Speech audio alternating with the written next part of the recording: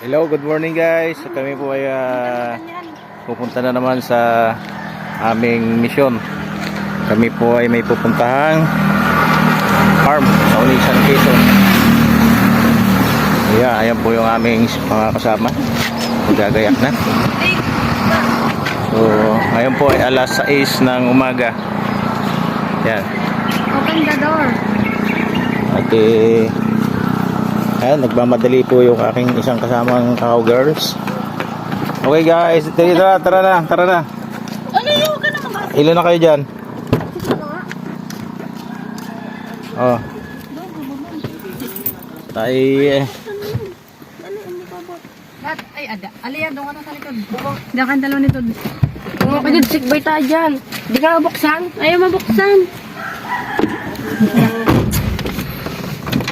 yan, hilahin mo lang yan. So, kumpleto na tayo. Pwede tayo. Ilan ba tayo? 5? Yan guys, lima lang po ang kasama kong girls. Saan ba si Ali? Ay, doon daw sa kabila. Si Ali ang prinsesa. Yan. Saan? Dali na, Ali. Dali na. Kadun si Isod dyan. Isod pa. Hindi mo pwede pwede. Oh, sige na. At pagtyagaan muna ninyo at maliit pa yung ating service. Pag malaki na ay kukuha tayo ng truck. Yan po ay nagsisikip po kami. Dahil Hindi kayo dyan, Tasha. 9-seaters lang po kami. 7-seaters. Banas. Yun. Buka na sa likod. Buka na sa mama. Okay guys, next video. Balian mo na. Alis na po kami. Ito na po kami. Tapos na kayo kumain. Kami binabaybay naman po natin ang papuntang Barangay Mapili, Onisan, Quezon. Kaya po ang ating si Tita. Kaya po yung may-ari ng katawan. Ating yung mga aming pupuntahan.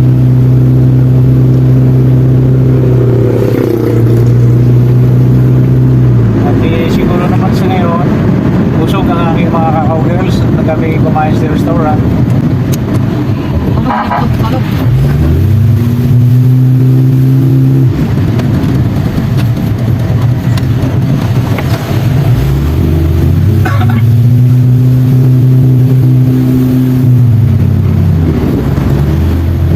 Barangay Mabini, pumasok na po tayo sa kalye ng Barangay Mabini. So, malayo-layo pa. Hindi na lang maganda ang kalsada guys. Simentado. Ganda mga farm to market dito. So, ilang kakawan na ba ang napuntahan natin? Tatlo. Bali, tatlong farm po. At nabigo po kami doon sa dalawa. Isa lang ang medyo maganda ang kanilang tahim na kakao. Dalawa, hindi maganda. At hindi mo siya. Depende kung ano pati klase. Depende sa klase. Bahala na sila sir mag- Kami po ang mamunod. Sila. Good morning po. Tayo po yung nag-video. Naka-vlog siya. Nandito po kami sa Barangay Bonifacio. Ito po si Tita. May-ari po ng kakao. Nandito po sa likuran. Ito naman po si Ma'am Lit. Siya po ang coordinator po dito sa kakao sa Onisan, Quezon. Ito po mga kasama natin. Mga kakao girls. At nakaready na po sila na para mag-harvest po ng dahon. Dahon ng kakao. May bunga din po. Ay, hindi rin kung bibigta na po. Ay, sasayang lang po. Tapos, ganito po. Sabay-sabay kasi ang... Magta-try din po ako ng pagpupruning ng ilang puno para maturo po sa inyo kung paano yung alin yung dapat alisin at saka para mas lalong gumanda po. Para kahit wala si Hesga, ito mo na para. Okay, ngayon po, kayo po ay sasama na namin Na ano pa sa schedule po namin ng every month na nililiputan namin. Para continuous po na mambibili yung dahon ninyo. Dahon pa lang yung tingnan kayo. Ano po? Saka yung buto. Yun. Kasi maganda po. Ay, ano naman magkano ang ano ng dahon.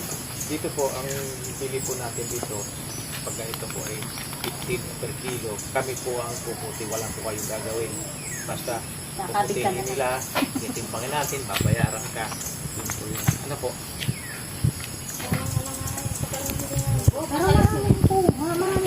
Marami na Siya nga kasi hindi nagkain. Ganyan, nga kasi hindi na... Sige po, guys, at start na. At para makadami kayo.